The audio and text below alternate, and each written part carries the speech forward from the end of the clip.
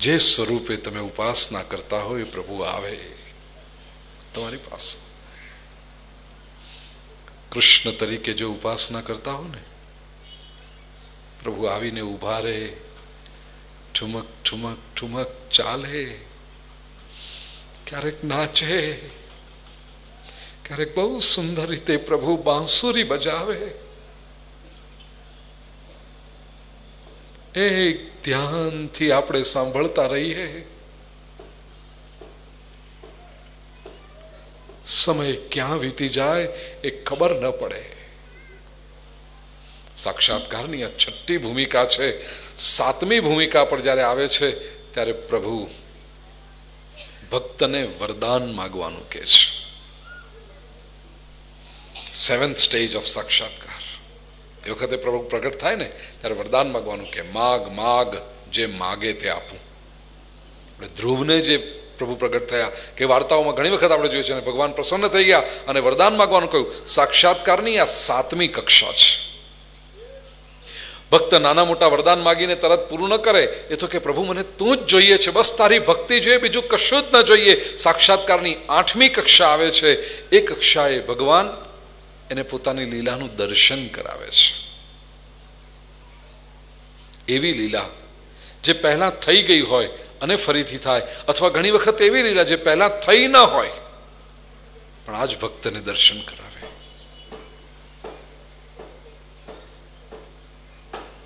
ગઈકાલે રસખાનજીને યાદ કર્યા હતા ને, આજે ફરીથી યાદ કરું રસખાનજીનું એક પદ.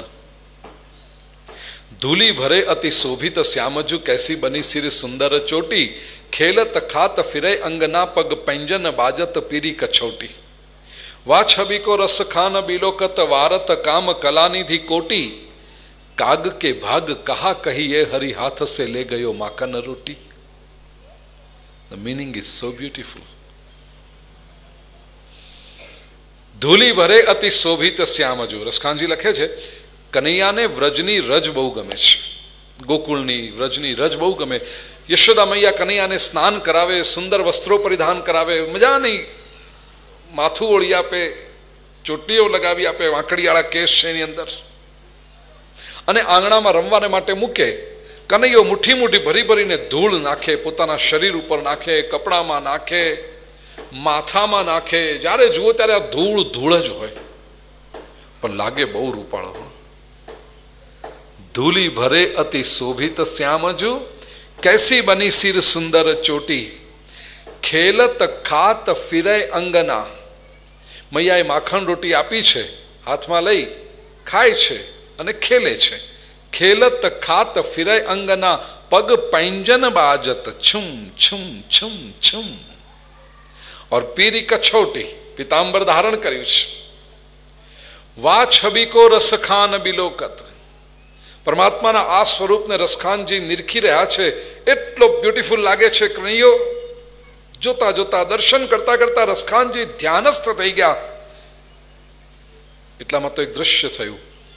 દૂરથી ઉડતો ઉડતો એક કાગડો આવ્યો, ઝપટ મારી કનૈયાના હાથમાંથી માખણ રોટી ઝટી લીધી અને ઉડી ગયો. રસખાનજીએ છેલ્લું પદ લખ્યું, કાગ કે ભાગ કહા કહીએ હરિ હાથ સે લે ગયો માખણ રોટી.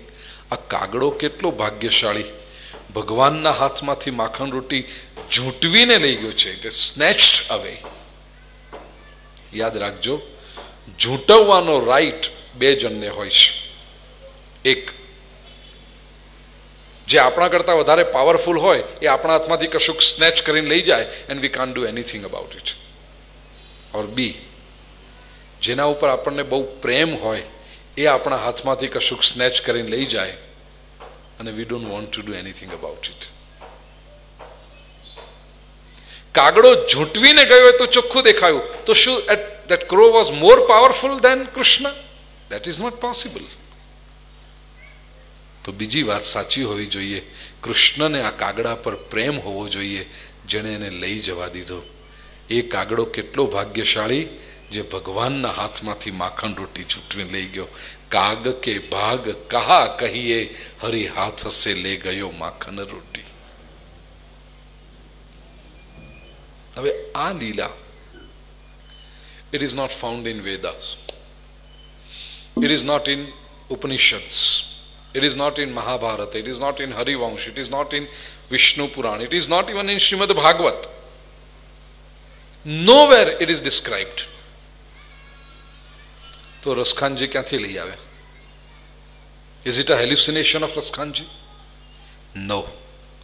સાક્ષાત્કારની આ અતિ ઉચ્ચ કક્ષાએ રસખાનજીને પ્રભુએ દેખાડી આ લીલાનું દર્શન કરાવ્યું અને રસખાનજીએ લીલા ગાઈ.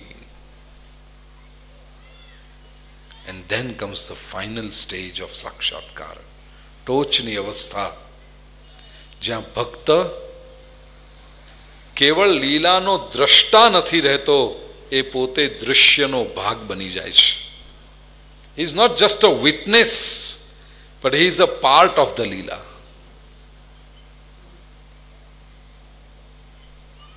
ગુજરાત અને સૌરાષ્ટ્રના નરસિંહ મહેતાને અનુભવ થયો છે. I am giving you these examples from history. I am not quoting you myths. I am stating history. ઘરમાં ભાભીના મહેણા ત્રણાથી ત્રાસીને નરસિંહ મહેતા ઘર છોડી ચાલ્યા ગયા, શિવજીની આરાધના કરી ગિરનારની ભવનાથની તળેટીમાં જઈને. શિવજી પ્રસન્ન થયા અને કહ્યું, વરદાન માગ, શું જોઈએ છે? આ સાતમી કક્ષા. માગ માગ, જે માગે તે આપું. નરસિંહ મહેતા કહે છે, પ્રભુ તમોને જે દુર્લભ હોય, જે વલ્લભ, પ્રભુ તમારે માટે પણ જે ઇમ્પોસિબલ હોય ને એવું કંઈક મને જોઈએ છે. શિવજી કે મારે માટે કશું ઇમ્પોસિબલ છે જ નહીં, તું માગ, તને જે જોઈશે તે આપીશ, બોલ. નરસિંહ મહેતા કહે છે, પ્રભુ રાસલીલાના દર્શન કરવા છે. શિવજી લઈ ગયા છે રમણ રેતીમાં. રાસલીલાના દર્શન થયા છે. કામ સોંપ્યું. એક હાથમાં મશાલ અને બીજા હાથમાં તેલનું કૂપ્યું. મશાલમાં તેલ ખૂટે એટલે રેડવાનું. રાસલીલાના દર્શન કરતા કરતા કરતા નરસિંહ મહેતા એટલા ધ્યાનસ્થ થઈ ગયા, તેલ ક્યાં વધારે પડ્યું છે ખબર ન પડી. મશાલ સળગી આખી. મશાલ પકડ્યો તો એ હાથ સળગવા લાગ્યો અને સળગી રહેલા હાથ પર તેલ રેડી રહ્યો છે આ નરસિંહ. એ દિવસે એક પ્રસંગ થયો રાસલીલામાં. રાસ રમતા રમતા રાધાજીની નથણી ખોવાઈ ગઈ. રાધાજીને ખ્યાલ આવ્યો, મારી નથણી નથી, ક્યાં ગઈ? શોધવા લાગ્યા છે, નથી મળતી.